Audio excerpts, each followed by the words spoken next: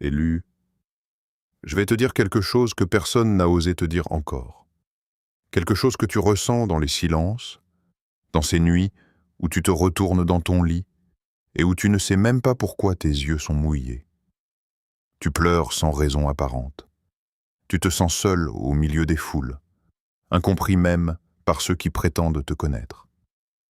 Différent, comme si tu appartenais à un autre monde que celui dans lequel tu évolues chaque jour. Comme si tout le monde autour de toi avait trouvé sa place, sa case, son rôle à jouer, et toi, tu cherches encore. Tu cherches quelque chose de plus grand, quelque chose de plus réel, quelque chose que les mots du monde ordinaire ne parviennent pas à nommer. Et au fond de toi, très profondément, il y a une voix douce mais persistante, une voix qui ne te lâche pas, qui revient chaque matin quand tu ouvres les yeux, qui revient chaque soir quand tout le monde dort. Une voix qui dit « Ce n'est pas encore ça, il y a plus, tu es fait pour plus. » Et cette voix, je vais te dire quelque chose d'important. Elle a un nom. Ce n'est pas ta solitude qui parle. Ce n'est pas ton imagination qui s'emballe. Ce n'est pas un symptôme de quelque chose qui cloche en toi. C'est Dieu. C'est Dieu lui-même qui te cherche, qui t'appelle, qui frappe à la porte de ton âme depuis bien plus longtemps que tu ne l'imagines. Et voici ce que personne ne t'a encore dit. Dieu pleure pour toi en ce moment. Pas parce que tu es perdu, pas parce que tu as trop péché, pas parce que tu es condamné, non. Dieu pleure parce que tu es si proche du seuil, si proche du moment où tout bascule pour toi, si proche de recevoir ce pourquoi tu as été créé, et quelque chose te retient encore. Et c'est ça qui brise son cœur. Avant d'aller plus loin, je dois te demander une chose. Si ces mots ont résonné quelque part en toi, si tu reconnais cette voix dont je parle, si tu te retrouves dans cette description de quelqu'un qui cherche quelque chose de plus grand, abonne-toi maintenant. Parce que cet espace a été créé spécifiquement pour toi. Pas pour tout le monde, pour toi. Pour ceux qui se sentent différents, pour ceux que le monde ordinaire n'arrive pas à contenir. Pour ceux que Dieu appelle à s'élever, à approfondir leur relation avec lui, à devenir ce qu'ils ont toujours senti au fond d'eux qu'ils devaient être. Abonne-toi, active la cloche et écris « Je suis là, Seigneur » dans les commentaires pour que cette prière monte vers le ciel dès maintenant. Parce que tu n'es pas un hasard ici. Tu es vu, tu es connu, tu es choisi. Cette vidéo va te révéler les 10 vérités que Dieu veut que tu entendes aujourd'hui, pas demain, pas la semaine prochaine, aujourd'hui, parce que le temps tourne. Et chaque jour qui passe sans que tu répondes à cet appel est un jour de ta destinée qui ne se vit pas. Alors reste avec moi. Ce que tu es sur le point d'entendre peut littéralement transformer le cours de ta vie. Depuis que tu es tout petit, il y a quelque chose en toi qui ne ressemble pas aux autres. Tu l'as peut-être mis sur le compte de ta personnalité complexe, peut-être sur ton enfance particulière, peut-être sur des expériences qui t'ont formé différemment des gens qui t'entourent. Tu t'es peut-être dit « Je suis juste plus sensible que la moyenne, je suis juste plus introverti, je suis juste plus exigeant avec la vie. » Mais laisse-moi te dire la vérité brute, celle que personne n'a osé mettre devant toi clairement. Tu es différent parce que tu as été marqué avant même de naître. Il y a des gens qui traversent la vie en surface. Ils s'amusent, ils consomment, ils rien fort, ils oublient vite. Et puis il y a des gens comme toi. Des gens qui ressentent tout plus intensément. Des gens qui ne peuvent pas regarder la souffrance du monde sans être personnellement touchés. Des gens qui ont une profondeur intérieure qui dépasse ce que le commun des mortels perçoit. Des gens qui, même au cœur d'une fête bruyante, se sentent seuls. Pas parce qu'il y a quelque chose qui cloche chez eux, mais parce qu'ils sont câblés différemment. Parce qu'ils ont été conçus pour autre chose. L'Écriture dit en Jérémie chapitre 1 verset 5 « Avant que je t'ai formé dans le ventre de ta mère, je te connaissais. Avant que tu fusses sorti de son sein, je t'avais consacré. » Tu entends ce que Dieu dit là? Il te connaissait avant que tu existes. Il t'avait choisi avant que tu puisses avoir ton mot à dire. Avant que le monde te forge à coups d'expérience, avant que les blessures te transforment, avant que les échecs te définissent, avant que les gens te mettent dans leur case, Dieu t'avait déjà vu, et il avait déjà dit « Celui-là, il est à moi, celui-là je l'ai réservé pour quelque chose de grand ». Alors cette différence que tu ressens depuis toujours, cette impression tenace d'être à part, cette solitude intérieure que même les meilleures relations n'arrivent pas à combler entièrement, c'est un signal. C'est une boussole intérieure. C'est Dieu qui dit « Tu n'es pas fait pour te contenter de la surface de la vie. Tu es fait pour les profondeurs. Tu es fait pour moi. » Mais voilà où ça devient douloureux. Parce que beaucoup d'élus, et peut-être toi jusqu'à aujourd'hui, vivent toute leur vie avec ce sentiment sans jamais comprendre d'où il vient vraiment. Ils cherchent à le remplir avec des relations amoureuses qui les laissent à chaque fois avec un goût d'inachevé. Avec du succès professionnel qui brille 2 semaines et puis s'éteint. Avec de la reconnaissance sociale qui nourrit l'ego mais pas l'âme. Avec des plaisirs qui durent l'espace d'une soirée et laissent un vide encore plus grand le lendemain matin. Et chaque fois, il y a ce vide familier qui revient. Ce vide qui dit « ce n'est pas encore ça. Ce n'est pas assez. Ce n'est pas ce pourquoi tu es fait. » Et ce vide, je veux que tu l'entendes autrement à partir d'aujourd'hui. Ce vide n'est pas une malédiction. Ce vide n'est pas la preuve que quelque chose est cassé en toi. Ce vide est une invitation. Dieu ne crée pas ce manque pour te torturer. Il crée cet espace parce que lui seul peut le remplir. Et si tu arrives à la fin de ta vie sans avoir laissé Dieu remplir cet espace, c'est là que la vraie tragédie commence. Pas après la mort. Maintenant. Parce qu'une vie entière passée à chercher dans les mauvais endroits ce que Dieu seul peut donner, c'est une vie qui passe à côté d'elle-même. Écris « Je ressens ce vide » dans les commentaires, si tu comprends ce dont je parle.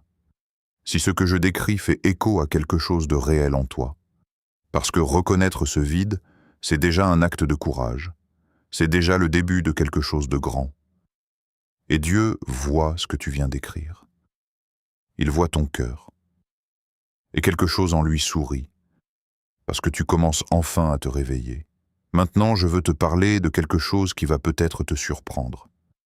Peut-être même te bousculer, parce qu'on n'imagine pas souvent Dieu en train de pleurer. On nous a tellement présenté un Dieu majestueux, intouchable, sur son trône de gloire, loin de nos misères humaines, que l'idée qu'il puisse pleurer nous semble presque incongrue. Mais ce Dieu lointain et froid, ce n'est pas le Dieu de la Bible. Ce n'est pas le Dieu qui t'appelle. Le Dieu de la Bible pleure.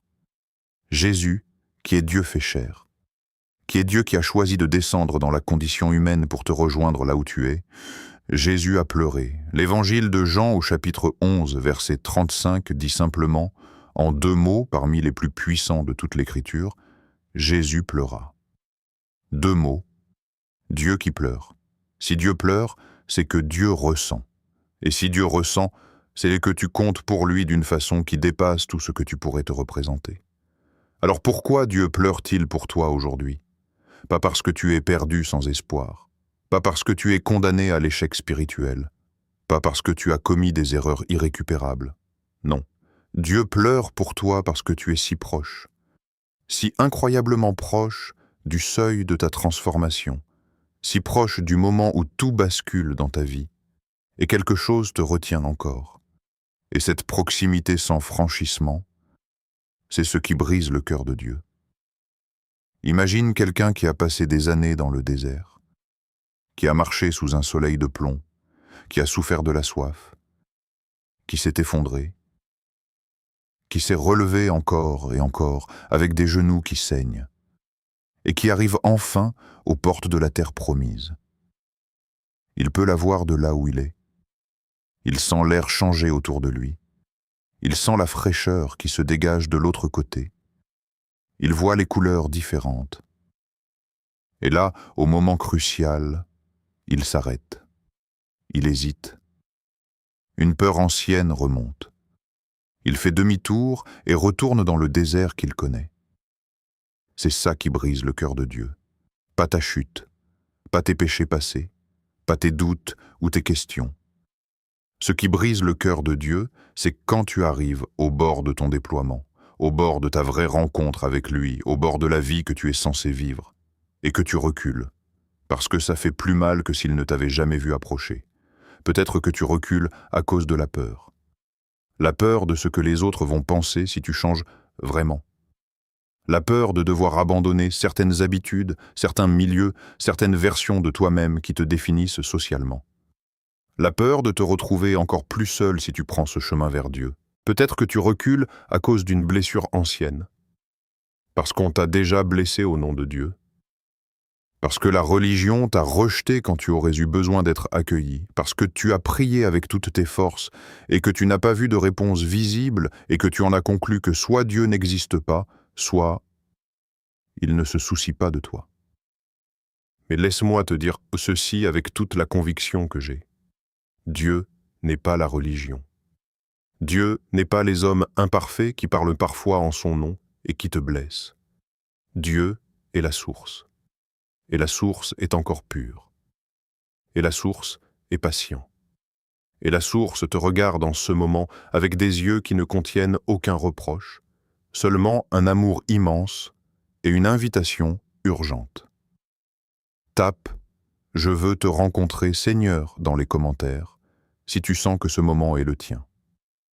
Que cette hésitation qui dure depuis trop longtemps se transforme aujourd'hui en décision. Que cette seconde soit le point de bascule de ta vie spirituelle. Dieu t'entend. Même avant que tu finisses d'écrire. Il y a quelque chose que je dois te confesser maintenant, et je veux que tu l'entendes vraiment. Dieu ne t'a pas attendu que tu regardes cette vidéo pour commencer à te parler. Il t'a parlé hier. Il t'a parlé la semaine dernière. Il t'a parlé il y a 6 mois, il y a 1 an, il y a peut-être 10 ans. Depuis bien longtemps, il envoie des signaux dans ta direction. Et la vraie question, celle qui change absolument tout, c'est est-ce que tu as su reconnaître sa voix dans le bruit du quotidien? Parce que Dieu ne parle pas toujours de la façon que tu imagines. Il ne descend pas nécessairement dans un nuage de lumière éblouissante avec une voix qui fait trembler les murs. Non, la plupart du temps, Dieu parle dans l'ordinaire. Il parle dans les détails que tu aurais tendance à qualifier de coïncidence. Il parle dans les synchronicités. Il parle à travers les personnes qui croisent ton chemin. Il parle dans le creux d'une nuit de silence. Tu as peut-être vécu ce moment où tu portais une question secrète dans ton cœur, une question que tu n'avais dite à personne, et quelqu'un t'a dit exactement les mots dont tu avais besoin sans savoir qu'il te les donnait. Tu as peut-être ouvert un livre au hasard, une page au hasard, et la phrase sur laquelle tes yeux sont tombés répondait précisément à ce que tu te demandais en ce moment-là. Tu as peut-être eu un rêve nocturne qui t'a laissé avec une sensation intense que tu n'arrives pas à expliquer rationnellement, une sensation de présence, de message, de quelque chose qui te concernait directement. Tu as peut-être senti une paix soudaine et inexplicable au milieu d'une tempête intérieure, une paix qui ne venait pas de toi, une paix qui dépassait ta compréhension. Ces moments-là, ce n'est pas le hasard. Ce n'est pas ton cerveau qui fabrique des patterns dans du chaos. C'est Dieu qui frappe à ta porte, régulièrement, patiemment, sans jamais forcer. L'Apocalypse dit au chapitre 3, verset 20, une des phrases les plus belles et les plus douces de toute la Bible. « Voici, je me tiens à la porte et je frappe. Si quelqu'un entend ma voix et ouvre la porte, j'entrerai chez lui. » Il frappe, pas une fois, pas 2 fois, continuellement, avec une patience infinie, sans forcer, sans casser la porte. Parce que Dieu ne viole jamais ta liberté. Il attend que tu ouvres, et pendant qu'il attend, il frappe. Encore et encore. Voici les signes les plus fréquents que Dieu utilise pour rejoindre les élus. Une tristesse profonde et inexplicable qui te pousse à chercher quelque chose de plus grand que toi-même. Une lassitude soudaine du monde ordinaire, comme si tout ce que tu avais poursuivi depuis des années avait perdu son goût d'un coup. Une soif intérieure que rien de matériel n'arrive à étancher, ni l'argent, ni les relations, ni les accomplissements. Une attirance vers la prière, vers la méditation, vers les Écritures, même si tu ne sais pas encore comment l'expliquer ou la justifier rationnellement. Un sentiment d'urgence intérieure, comme si quelque chose en toi savait que le temps de l'hésitation était terminé et que la décision devait être prise maintenant. Est-ce que tu reconnais l'un de ces signes dans ta vie? Est-ce que tu as ressenti l'un de ces signaux ces derniers temps, peut-être même avant de cliquer sur cette vidéo? Parce que si oui, je vais te dire quelque chose d'absolument fondamental. Tu n'es pas en train de devenir fou. Tu n'es pas en train de te créer des illusions pour combler un manque. Tu es en train d'être appelé par le Dieu de l'univers, qui utilise tous les moyens à sa disposition pour te rejoindre là où tu es. Écris « Je reconnais les signes » dans les commentaires si Dieu t'a déjà envoyé l'un de ces signaux dans ta vie. Et si tu n'es pas encore certain, continue à regarder. Parce que les prochaines sections vont te donner encore plus de clarté sur ce qui se passe réellement dans ta vie spirituelle. Je vais maintenant te dire quelque chose de difficile. Quelque chose que la plupart des personnes qui parlent de spiritualité n'osent pas dire parce qu'elles ont peur de blesser, peur de paraître trop dur, peur de perdre l'audience, mais moi, je te respecte trop pour te donner du confort qui n'est pas honnête. Et le vrai respect, parfois, ça ressemble à une vérité inconfortable. Chaque jour qui passe sans que tu répondes à l'appel de Dieu dans ta vie, tu perds quelque chose de réel et d'irrécupérable. Pas parce que Dieu te punit pour ton hésitation, pas parce qu'il garde des comptes, mais parce que le temps est la seule ressource que tu ne peux absolument pas récupérer une fois qu'elle est passée. Et pendant que tu te demandes si c'est vraiment pour toi, pendant que tu remets à demain une décision qui devrait être prise aujourd'hui, pendant que tu regardes la porte sans l'ouvrir, ta vie se déroule, heure après heure, jour après jour, saison après saison. Pense à ceci sérieusement. Tu as une destinée. Pas une destinée vague et floue comme un beau rêve inaccessible. Une destinée précise, détaillée, tracée par Dieu avant même que tu naisses. Une mission, un appel, une raison d'être spécifique qui dépasse tout ce que tu pourrais imaginer pour toi-même avec tes propres capacités intellectuelles. Mais cette destinée n'est pas automatique. Elle ne se déroule pas comme un film pendant que tu t'endors dans le fauteuil. Elle nécessite ta participation consciente. Elle nécessite que tu dises oui de ta propre volonté. Et chaque jour où tu restes dans cet entre-deux, ni vraiment oui, ni vraiment non, dans cette zone tiède et confortable, mais spirituellement stérile, c'est un jour de ta destinée qui ne se vit pas.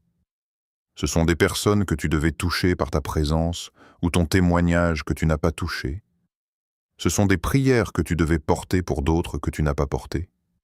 Ce sont des dons que Dieu a placés en toi qui restent enveloppés dans du papier, jamais déballés, jamais utilisés, jamais offerts au monde. Le livre des Proverbes dit au chapitre 13, verset 12 « L'espérance différée rend le cœur malade. » Et je vais te retourner cette vérité comme un miroir. Quand tu diffères indéfiniment ta réponse à Dieu, quelque chose devient malade. Pas seulement dans la relation entre toi et lui, mais en toi.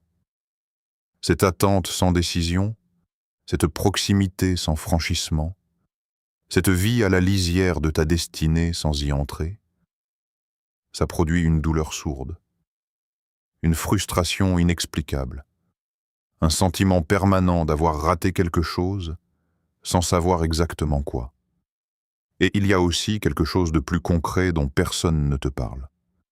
Les bénédictions que Dieu avait préparées pour cette saison précise de ta vie ne durent pas éternellement.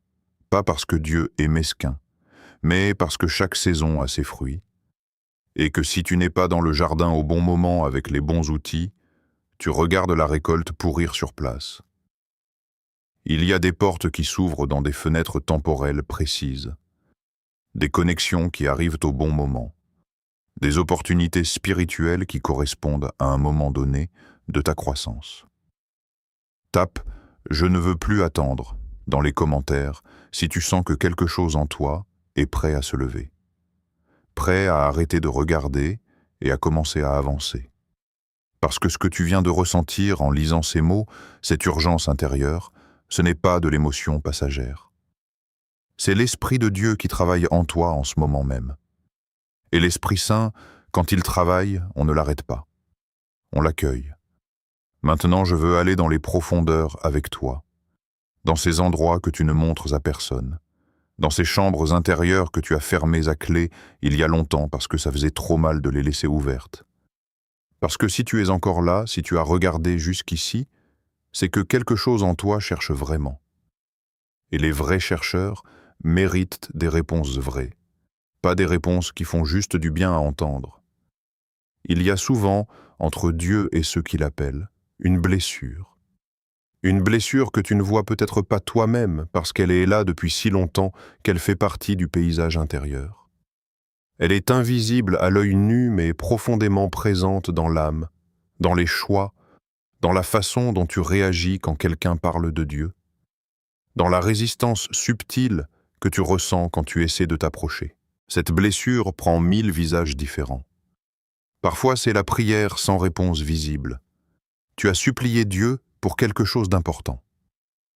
Tu y as cru avec toutes tes forces, avec toute la foi que tu avais à l'époque, et puis rien.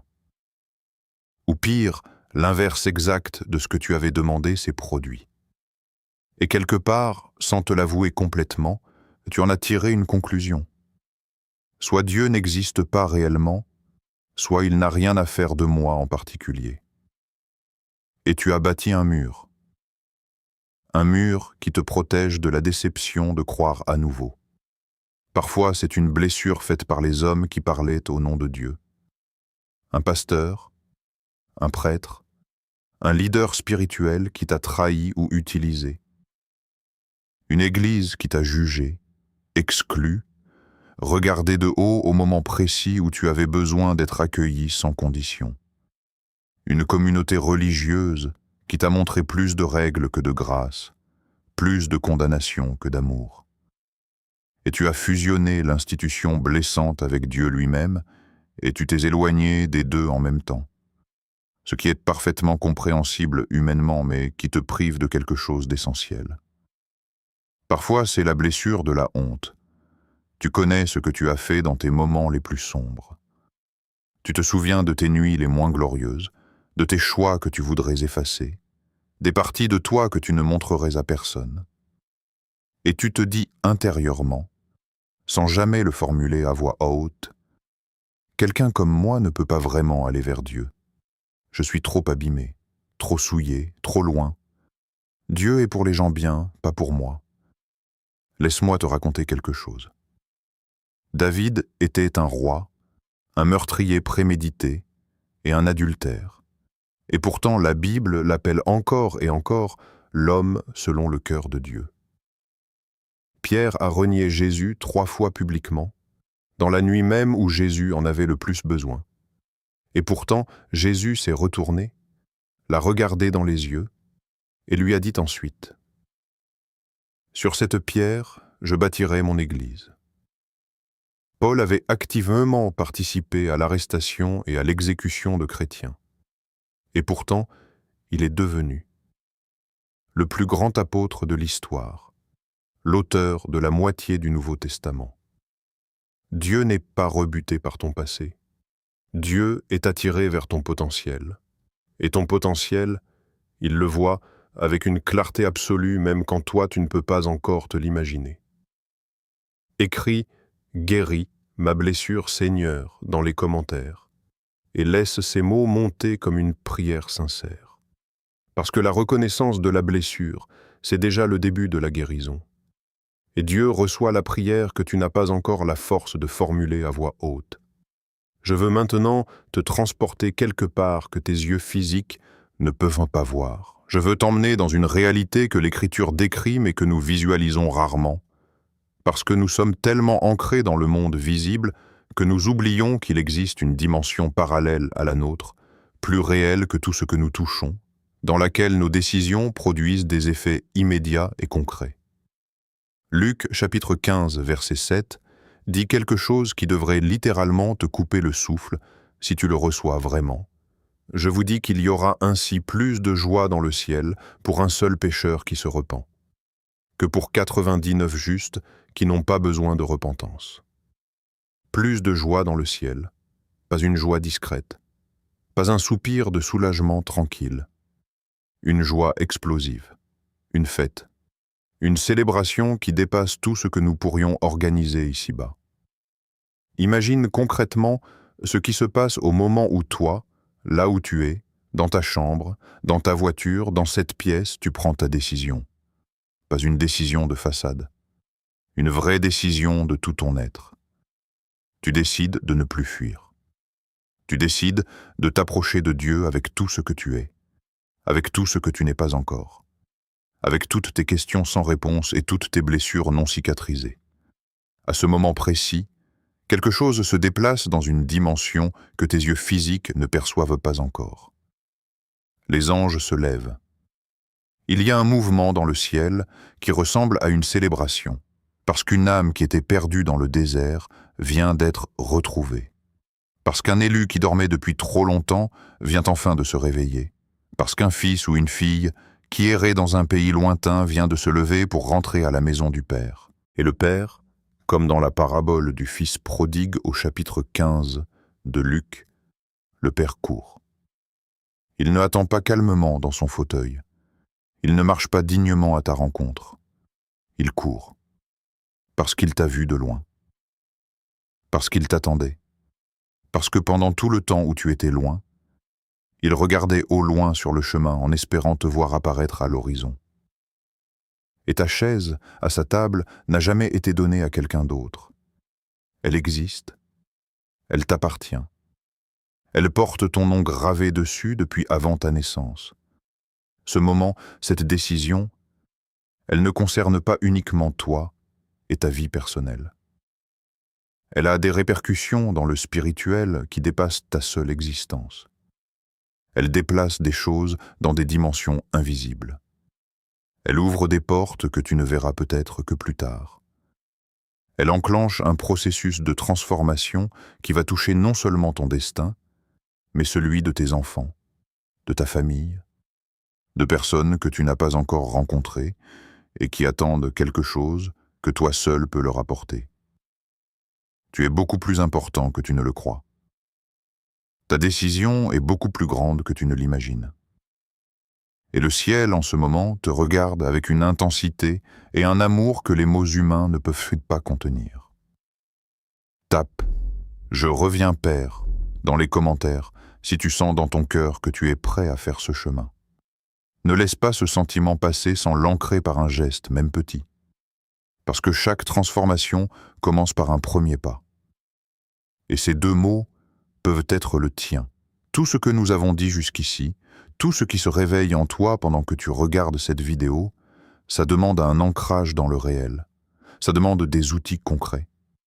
Ça demande de savoir comment tu vas cultiver cette relation avec Dieu demain matin, après-demain, dans une semaine, dans un mois, au-delà de l'émotion de ce moment. Parce que l'émotion spirituelle, sans structure pratique, s'évapore. Et moi, je veux que ce qui se passe en toi aujourd'hui dure. La première chose, c'est le silence intentionnel. Dans notre époque d'hyperconnexion, de notifications permanentes, de bruit ambiant constant, le silence est devenu un acte presque révolutionnaire. Et pourtant, Dieu parle presque toujours dans le silence.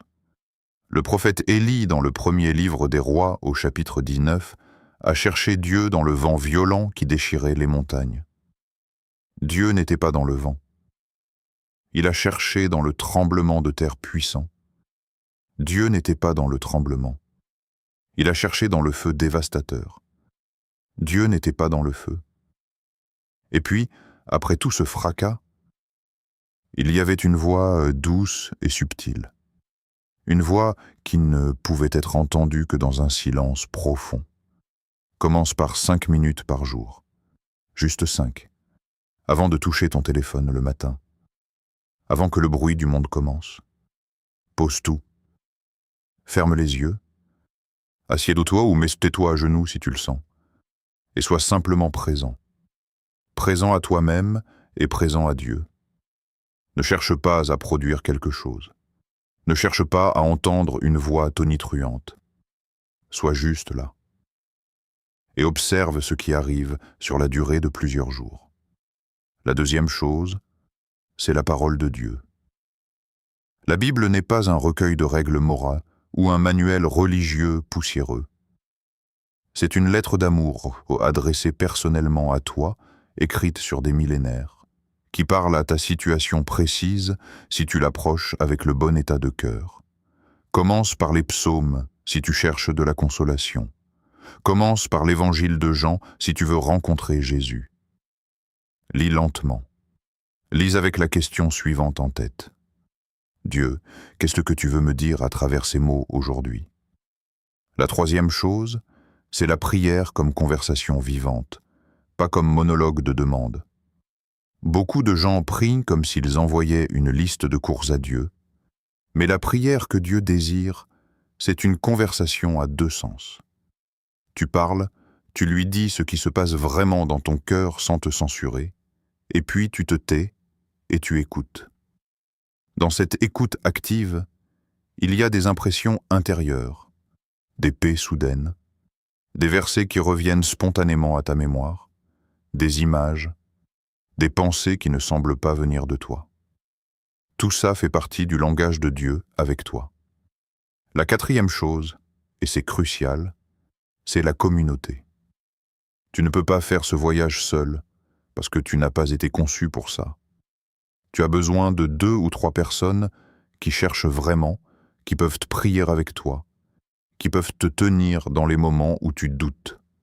Jésus a dit au chapitre 18 de Matthieu, « Là où 2 ou 3 sont rassemblés en mon nom, je suis au milieu d'eux. » Écris 123 dans les commentaires pour briser le sceau de l'isolement spirituel dans ta vie. Que cette communauté autour de cette vidéo devienne un espace de force, de prière et de soutien mutuel pour chacun d'entre vous. Je veux maintenant te parler de quelque chose que le monde a tenté de te prendre depuis que tu es né. Quelque chose que tes expériences douloureuses ont peut-être recouvert de couches de doute et de honte. Quelque chose que tu dois absolument récupérer avant de pouvoir avancer dans ta destinée avec puissance et clarté. Je veux te parler de ton identité réelle, celle que Dieu t'a donnée bien avant que les autres commencent à te définir. Pas l'identité construite sur tes performances scolaires ou professionnelles. Pas l'identité que les réseaux sociaux t'invitent à construire chaque jour à coups de photos et de validations externes. Pas l'identité définie par tes erreurs passées ou les jugements de ceux qui ne te connaissent pas vraiment. Ton identité originelle, celle d'avant les blessures, celle que Dieu a posée en toi comme un sceau indélébile au moment de ta création. Le premier Pierre. Chapitre 2, verset 9, dit des mots que je veux que tu lises lentement, que tu laisses descendre, que tu laisses atterrir dans ton cœur, plutôt que de les laisser glisser dans ta tête comme une information abstraite. Vous êtes une race élue, un sacerdoce royal, une nation sainte, un peuple acquis, race élue, sacerdoce royal, nation sainte, peuple acquis. Ces mots sont pour toi, pas pour une catégorie abstraite de croyants parfaits. Pour toi, maintenant, avec tout ce que tu es et tout ce que tu n'es pas encore. Tu es élu. Ce mot ne signifie pas que tu es supérieur aux autres dans une hiérarchie humaine. Il signifie que tu as été choisi, désigné, réservé pour un but précis que personne d'autre ne peut accomplir exactement de la même façon que toi. Ton unicité, cette différence que tu as toujours ressentie, n'est pas un défaut à corriger. C'est ton design original. C'est la signature de Dieu sur ta vie. Tu es royal. Pas dans le sens de l'arrogance ou de la supériorité, dans le sens de la dignité intérieure. Tu es enfant du roi de l'univers. Et un enfant du roi ne devrait pas mendier à la porte des hommes leur validation, leur approbation, leur permission d'exister et d'avoir de la valeur. Tu portes en toi une noblesse qui vient d'en haut et qui ne peut pas être conférée ou retirée par les humains. Tu es saint, pas parfait, car la perfection n'est pas une catégorie humaine. Saint au sens de séparé pour Dieu, mis à part pour quelque chose de plus grand que la vie ordinaire. Et cette sainteté ne s'obtient pas par la force de tes efforts moraux. Elle t'est accordée gratuitement par la grâce de Dieu, et ton rôle est simplement de la recevoir et de vivre à la hauteur de ce que tu es déjà en lui. Le problème, c'est que le monde entier va passer toute ta vie à essayer de te convaincre du contraire.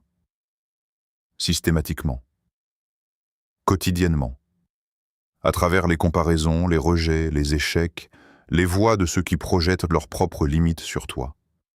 Et si tu ne sais pas qui tu es en Dieu, si tu n'as pas cette fondation solide, tu vas finir par les croire. Et tu vas vivre en dessous de ce pourquoi tu as été créé. Tape « Je reçois mon identité » dans les commentaires. Laisse ces mots être une déclaration ferme que tu reprends aujourd'hui ce que Dieu t'a donné.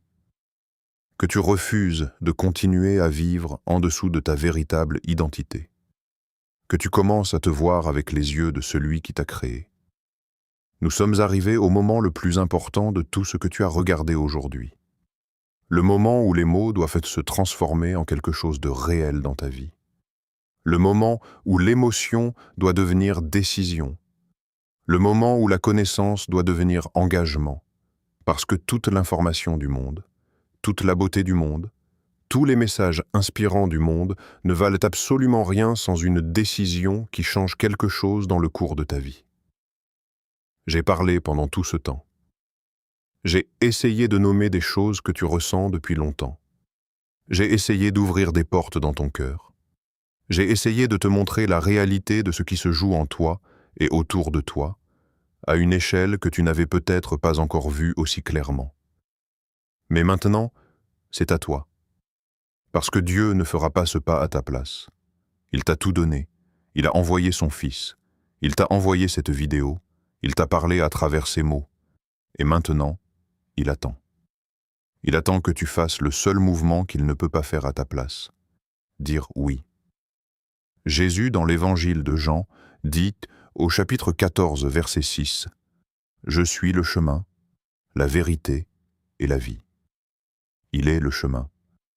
Mais un chemin, ça ne sert à rien si on ne le marche pas. On ne contemple pas un chemin depuis sa fenêtre. On l'emprunte. On pose un pied devant l'autre et on commence à avancer, même sans voir le bout, même sans avoir toutes les réponses, même sans être sûr à 100%. La foi ne demande pas la certitude absolue. Elle demande juste un premier pas. Alors je te pose la question directement, sincèrement, parce que tu mérites cette honnêteté. Qu'est-ce que tu vas faire de ce que tu viens de recevoir aujourd'hui? Est-ce que tu vas fermer cette vidéo, reprendre le cours de ta vie comme avant et laisser ces mots s'évaporer comme tant d'autres beaux moments qui n'ont pas eu de lendemain? Ou est-ce que quelque chose a véritablement changé en toi pendant ces minutes que nous avons passées ensemble? Je crois que quelque chose a changé, parce que le hasard n'existe pas pour un élu. Tu n'as pas trouvé cette vidéo par accident. L'algorithme, les circonstances, l'instant précis où tu as cliqué, le fait que tu aies regardé jusqu'au bout alors que tu aurais pu partir à n'importe quel moment. Tout ça fait partie d'un plan qui te précède et qui te dépasse. Et Dieu t'a conduit jusqu'ici parce qu'il savait que tu étais prêt, même si tu ne le sais pas encore toi-même. Ce que je te demande de faire maintenant est simple mais puissant. Premièrement, tape « Je dis oui Seigneur » dans les commentaires. Laisse ces mots être ta prière. Laisse ces mots être ton premier pas concret. Quelque chose de spirituel se déplace quand un élu dit oui avec son cœur. Deuxièmement, engage-toi à passer 5 minutes dans le silence demain matin, avant de toucher ton téléphone et dis simplement « Dieu, me voilà ». Je suis prête à t'entendre. Troisièmement, partage cette vidéo avec une personne dans ta vie qui souffre de ce même vide, qui cherche cette même réponse, parce que tu es peut-être le canal que Dieu utilise pour les rejoindre. Tu es vu, tu es connu, tu es choisi. Et le ciel célèbre ce moment. Maintenant et pour toujours.